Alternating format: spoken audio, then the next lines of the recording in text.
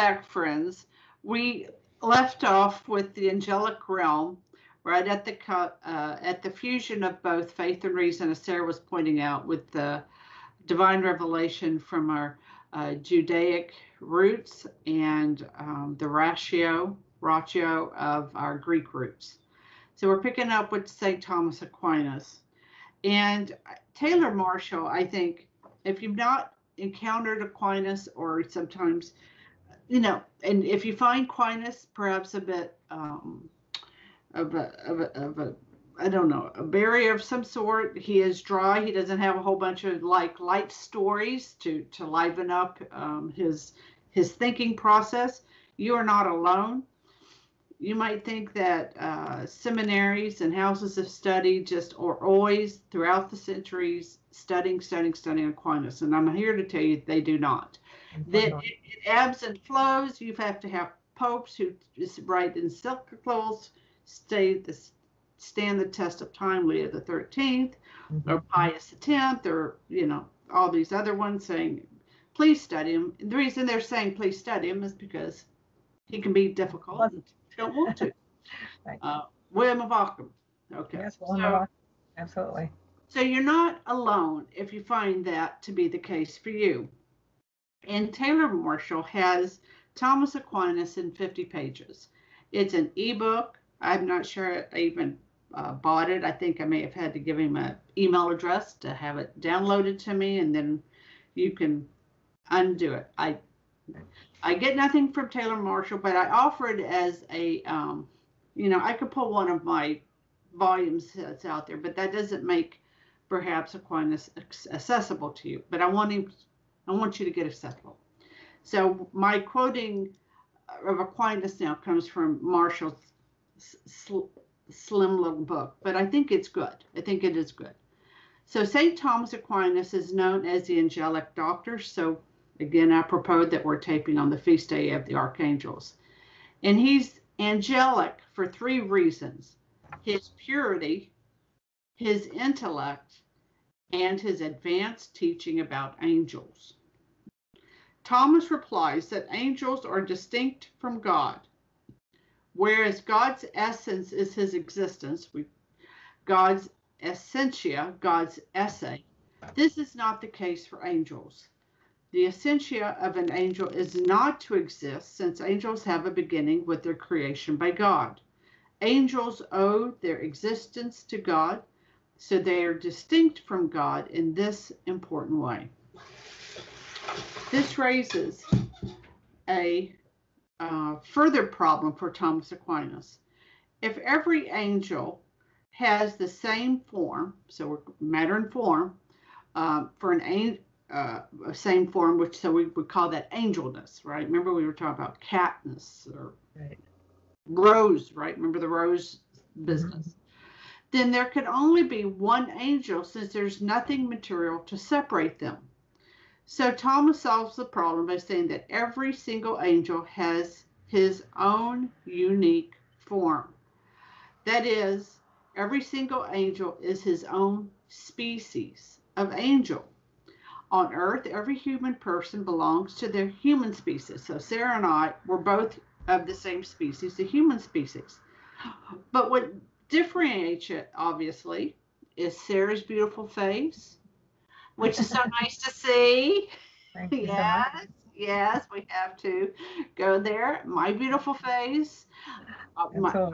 It's our bodies. Our bodies differentiates us. And that's how we know that's Sarah. This is Karen. However, in heaven, every single angel is his own species. There's not one single angelic species.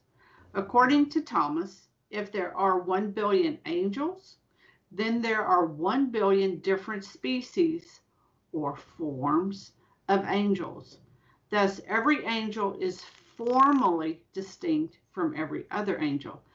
And that's why at some point I had said, whatever it is to be the Archangel Michael, is that in totality of it, or Raphael, or Gabriel.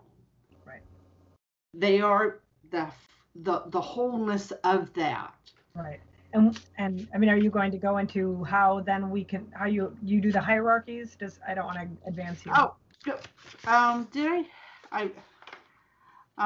Well, yes and no, but you can go ahead and talk about her. Because all I was just going to say is that, I mean, obviously in the human realm, right, species, God has made us something radically other than the angels, insofar as he has given us an amazing grace, even extending it to the lowliness of the animals, right, to be cooperators in the ongoing process of creation. Because man lives in a temporal world, and unlike angels who are created automatically, right, from every species of angel that was going to be created has existed from their first moment. But that is not the way that God ordered the human person. Instead, God foresaw that it would be good for the human person to sort of roll out slowly, generationally over time. And so he created man and woman have to be complementary as a species so that they can create new life. I mean, it really is the purpose of the man and the woman to become joined with one another to bring forth new life into the world, right? To be fruitful and to multiply. But God does not give that creative capacity to the angels. That is a particular grace that has been given to man, and in a fashion, because they are somewhat like us, right? The animal life that is beneath us must also have a means to be able to propagate, because we have a need for them. They serve us on earth in the same way, perhaps one could say, that the angel realm serves us from heaven.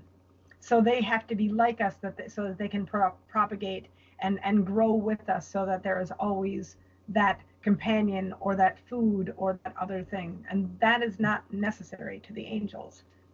That's correct. That's exactly right.